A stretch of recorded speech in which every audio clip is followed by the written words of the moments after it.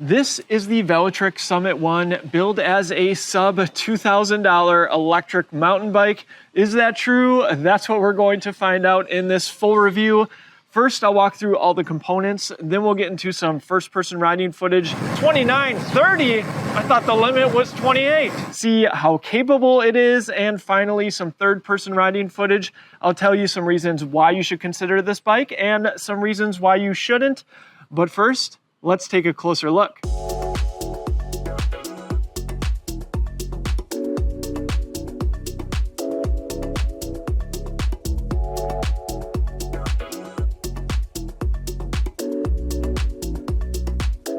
I've been asked from viewers like you over the past 4 years what I recommend for something that's trail worthy but isn't going to break the bank, and I think finally we might have a contender for me to recommend.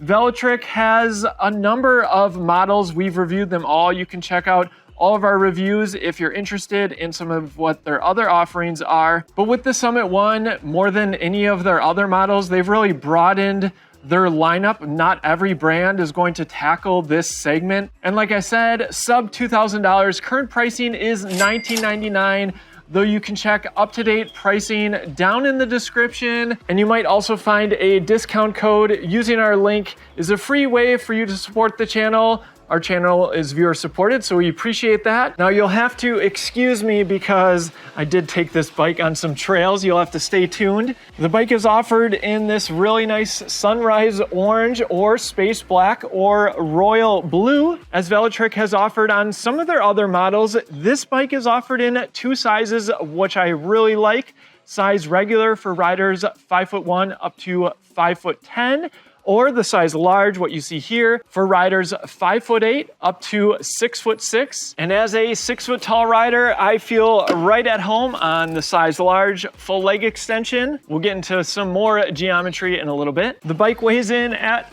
62 pounds, but has a 440 pound capacity. Before I forget though, I've called it an e-mountain bike, but it actually can be more versatile with the add-on accessories like this rear rack, which is MIC compatible, making it compatible with any MIC bag on the market, including our own at shop.ebikeescape.com. And if you plan to ride in all weather conditions, you can pick up the fenders as well, and they're metal. Here's a look at the packaging, though we're going to leave those off because I want to test this out as a true e-mountain bike. Let's jump into the components. Firstly, we have a change from what we typically see.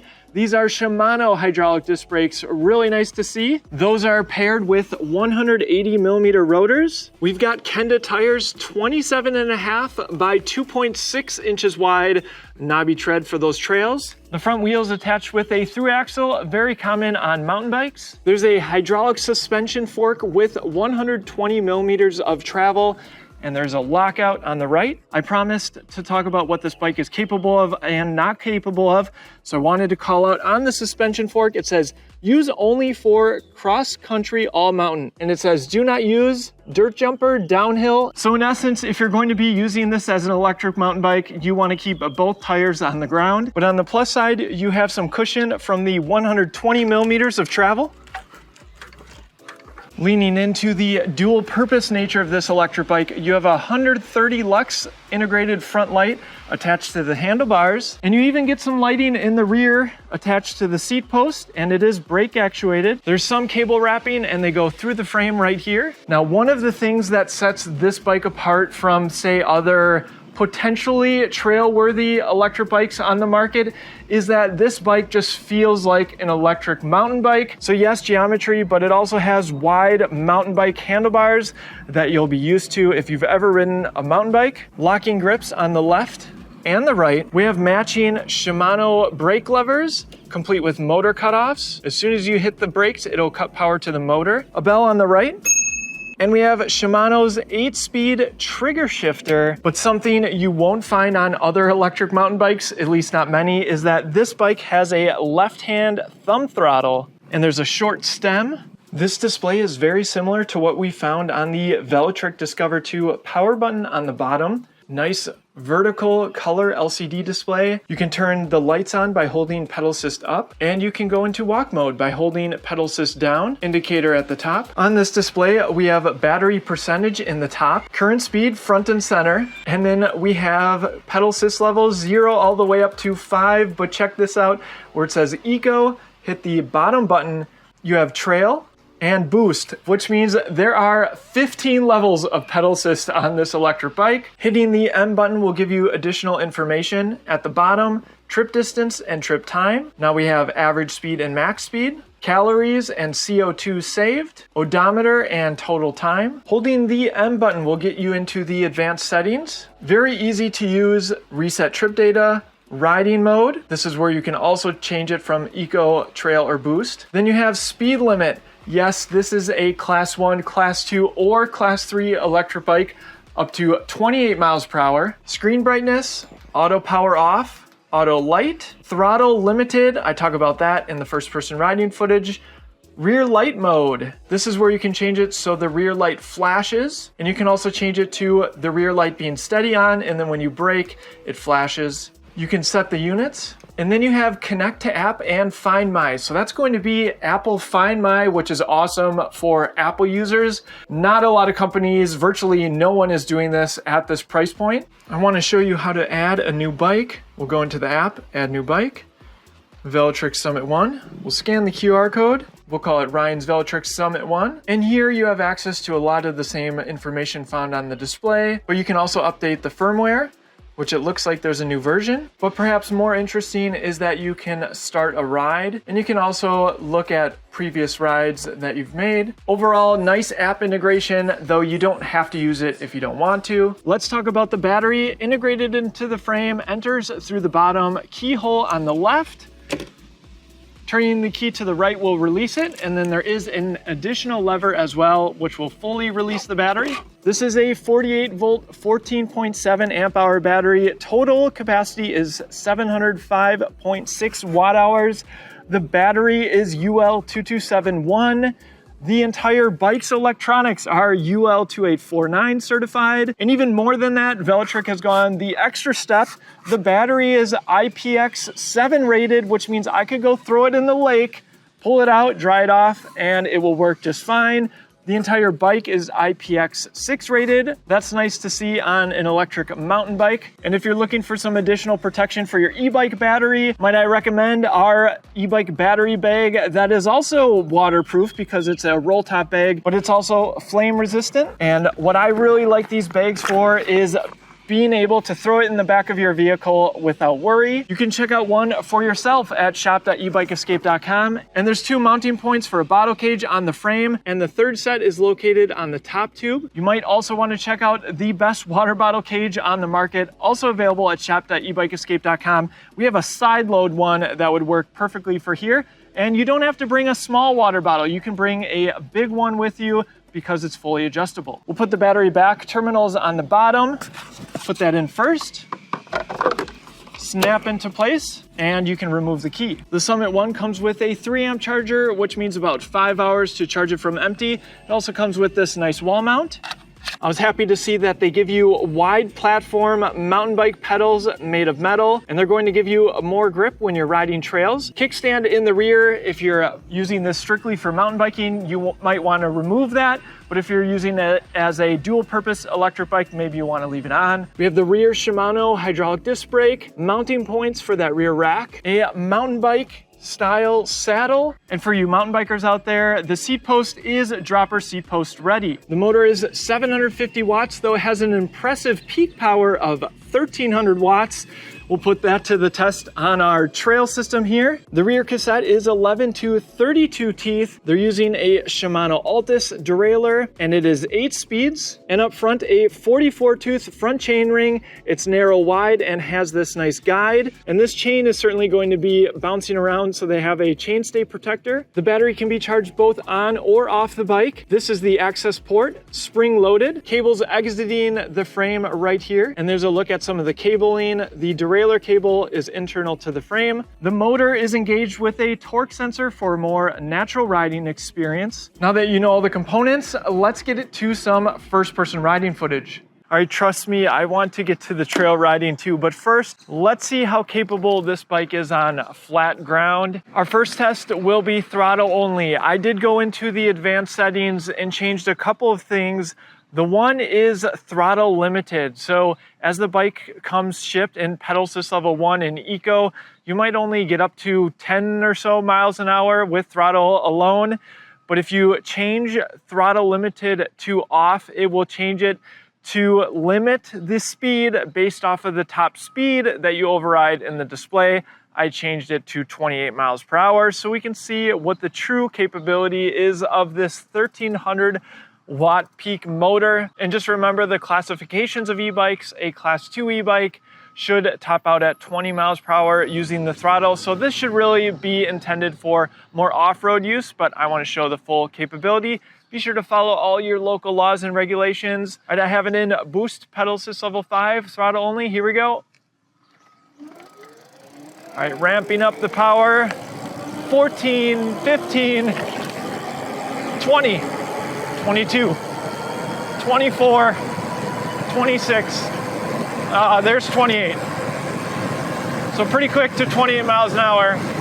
29, 30. I thought the limit was 28. All right, 30 miles an hour. Let's do a brake test at this tree right here. All right. These Shimano brakes perform very well. Happy to see them on this bike. A bit of a surprising component, if you will. All right, next I'll go into the various pedal assist levels. Now, since there's 15, I'm going to go through them a little bit faster than I otherwise would. 15 levels of pedal assist is a little overkill. Now, I imagine my recommendation will be the same as on the Discover 2. Remember, Eco, Trail, and Boost, and then you have 5 levels of pedal assist within those. My recommendation is pick Eco, Trail, or Boost, and then just use the 5 levels of pedal assist within those. But here we go in Eco pedal assist level 1. Remember, this is a torque sensor, so the more power I personally put in, the more power I'm going to get from the motor, of course, depending on the pedal assist level. And since it's harder to get it across on camera, I'm just going to pedal nice and easy, and then I'll give it a little bit more power, and we'll see what the bike can do. So pedal assist level 1 in Eco, 9 miles an hour. I'm gonna shift up to 3rd gear. And I imagine if I give it a little bit more power, yeah, going up to 10, 11 miles an hour. Let's skip to Eco pedal assist level 3.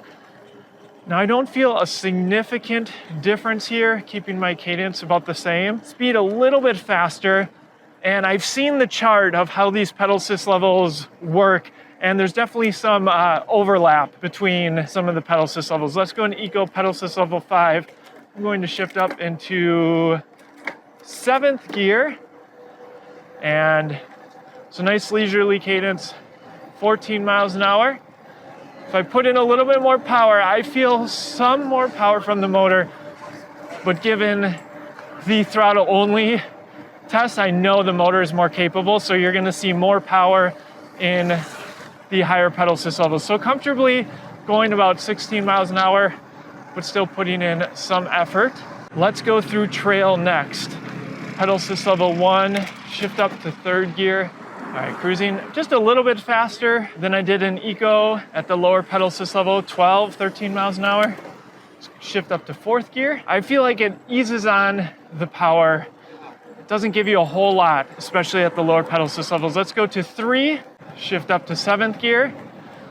We'll see what this feels like at 28 pedaling, cadence-wise. 15 miles an hour. As I pedal harder, I do feel a little bit more power from the motor, but not significantly. So let's go up to Trail pedal assist level 5.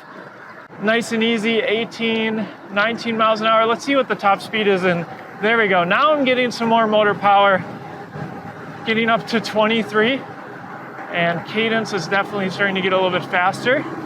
So 23 miles an hour.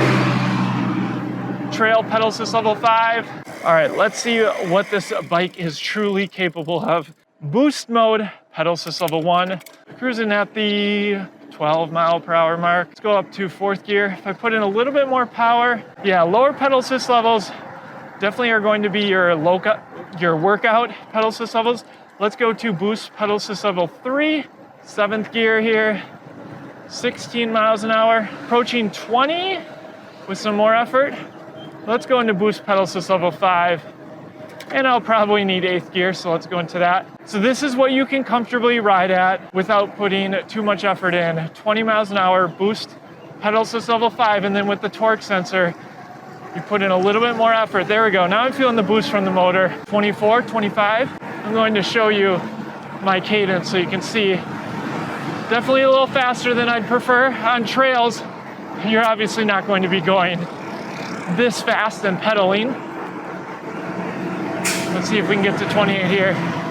27, 28. Yeah, and your cadence is really fast at that point.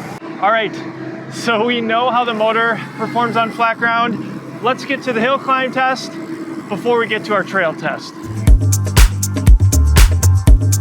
All right, here is the hill climb test, boost pedal assist level 5. This is the hill that I test out all the electric bikes that I review on the channel. The GoPro makes it look so much smaller than it is, so put up a picture as well as the specs. We'll get up to speed and see what the minimum speed is. All right, we are cruising at 28 miles an hour. I will say for a motor that's peaking at 1300 watts, it is on the quieter end. And I also want to reiterate the geometry. More than any other $2,000 or lower electric bike, at least that I'm aware of, this bike feels like an electric mountain bike.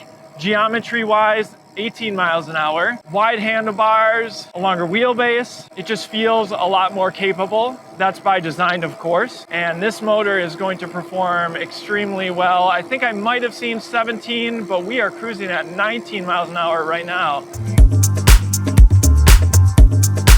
All right, I will start off in Eco, pedal assist level 1. Now, the big thing with these torque sensor electric bikes is, can you get up the hill? Providing some effort, yes, but not providing too much without having to max out the pedal assist level. So let's see. And already, Eco pedal assist level 1. This would be a significant workout. I could shift down to first gear. It might be possible, but I would be winded. Let's go up into Eco pedal assist level 3. Not feeling too much difference there. Eco pedal assist level 5. And not much relief there as well. Let's go to trail 1.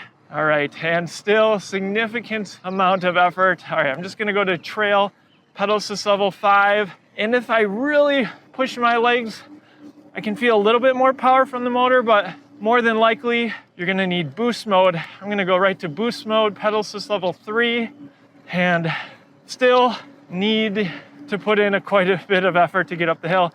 All right, boost pedal assist level 5. There we go, okay. Feeling some relief, and I could, I'm not going to say it's no effort, but much more easily make it to the top of the hill in boost pedal assist level 5 in first gear, but still putting in some effort. And to get all the power out of the motor though, you really kind of have to hammer down on your legs. So with hills like this, the nice thing is this bike has a throttle. And so what I would do is use the throttle and just pedal as much as you want. That's going to be the best way to handle hills unless you're looking for a significant workout. I'm curious, down in the comment section, if you are considering this electric bike, are you looking at it as a dual purpose e-bike, meaning you're going to hit the streets as well as trails, or a trail only bike? Speaking of trails though, let's get to our local trails where there is some massive downhill and massive uphill. See how this bike performs. This is a perfect trail to test out this electric bike because it's all downhill and then it's all uphill. So we'll be able to do some throttle only test up the uphill. And on the downhill, the first thing I want to talk about is no dropper seat post. Though you could add one, especially on downhills, that's really handy because it helps you get further back on the bike. So we'll lower that down. And of course, with the dropper seat post, you would have a lever at the handlebars that would lower it for you. All right, here we go, all downhill. There'll be very little pedaling here. Now, one thing I did want to call out, I did one lap just to test out the bike a little bit before this one, and I did have some pedal strikes.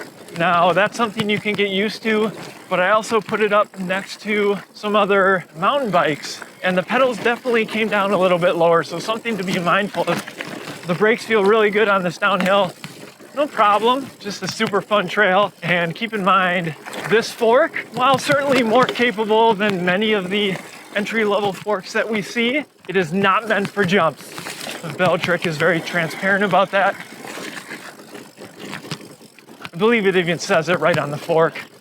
And it feels like an actual mountain bike. You have wider handlebars, and because I moved that seat out of the way, you can just hang out a little further back and feel much more in control. Suspension, again, feels good. All right, so this little pedaling section here, this is where I would raise my seat post up if I could, if it had a dropper.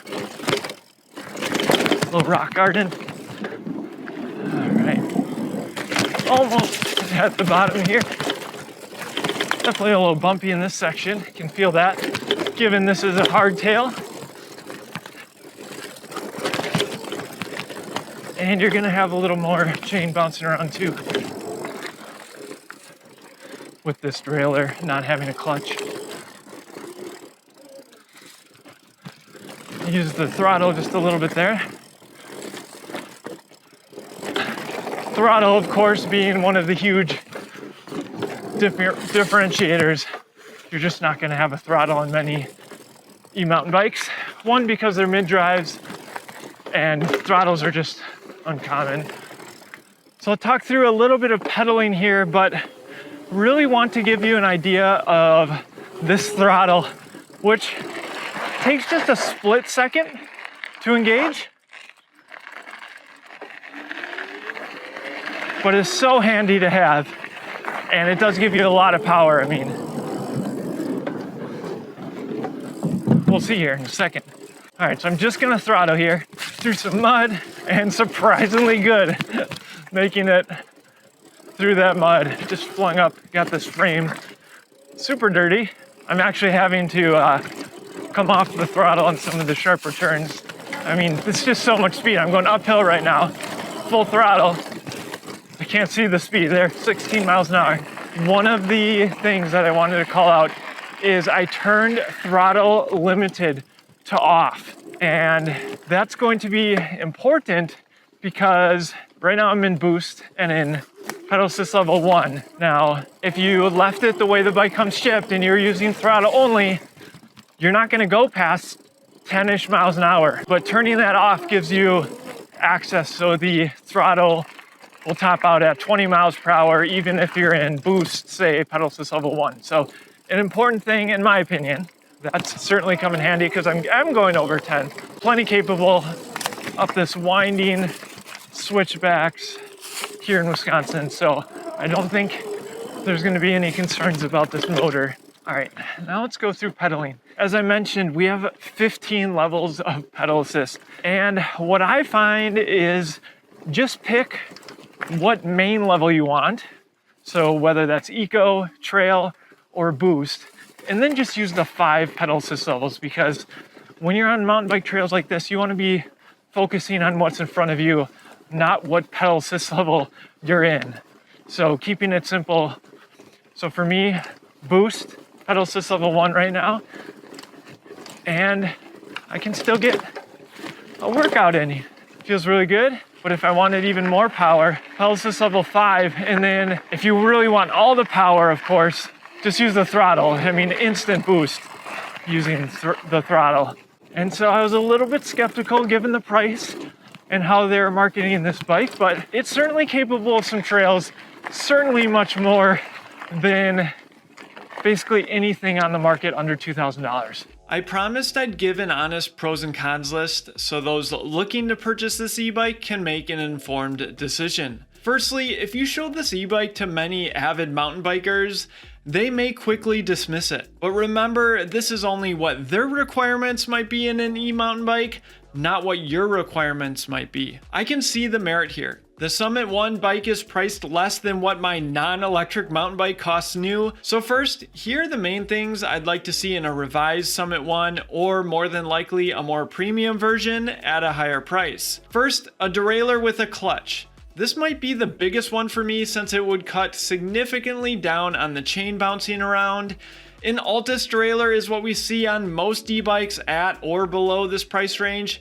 and given we're talking about an e-bike where you're more likely to be shifting frequently, it would have been nice to see a higher end drivetrain. Next, the suspension. I do actually think it performs well thanks to the 120 millimeters of travel, and it's nicer than what is found on most budget e-bikes, but it's not meant for jumps, so if you're thinking of working up to getting air, this isn't your electric mountain bike. Next, a dropper seat post. While not expected at this price point, just know that as you work up to being a better mountain biker, you'll appreciate being able to lower the seat out of the way for big descents, and also raise it for optimal pedaling up hills. And considering the Summit 1, it's important to note that while it does offer substantial value, particularly with its 90 newton meters of torque and an included throttle, features that surpass some competing e-mountain bikes, it utilizes a hub drive rather than the more common mid-drive motors found on most eMTBs. This design choice contributes to its affordability, but also influences the ride feel. Unlike mid-drive systems, which integrate the motor's power with the bike's gears, the hub drive operates independently. Therefore, although the Summit 1 includes a torque sensor that aids in delivering a smooth, more natural riding experience, it doesn't fully capitalize on the gear you're in to optimize power delivery across various terrains.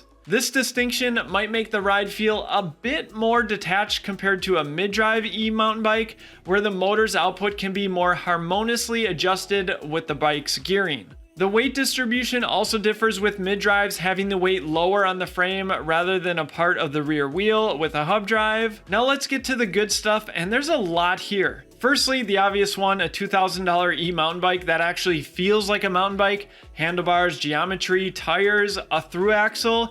It just hasn't existed, plus you have 2 size offerings. There's also Shimano brakes, which are nice to see at this price point, and it's also dual purpose thanks to the accessory options like optional fenders and the rear rack. You do get included front and rear lights that run off the main battery. You can either install or discard the kickstand, plus you have Apple Find My, which is a handy feature for those iPhone users. We are starting to see some battery size increases on eMTBs, but this 705.6 watt-hour battery is large, plus it will hold up to anything thanks to its IPX7 rating. If I've helped you make a purchase decision on an e-bike, check out the affiliate links down in the description. To support our efforts for free, simply click the link before you make your purchase. So is the Velotric Summit 1 a mountain bike? It depends on your definition, but what I can say is that this is unquestionably the most affordable trail-worthy e-bike that I've reviewed. Just be aware that if you start getting into some serious mountain biking, you may want to make a few upgrades or eventually opt for something higher end. And trust me, that's pretty common if you talk to a mountain biker. I'm curious to hear what you think down in the comment section below. Thanks for watching, and we'll see you in the next one.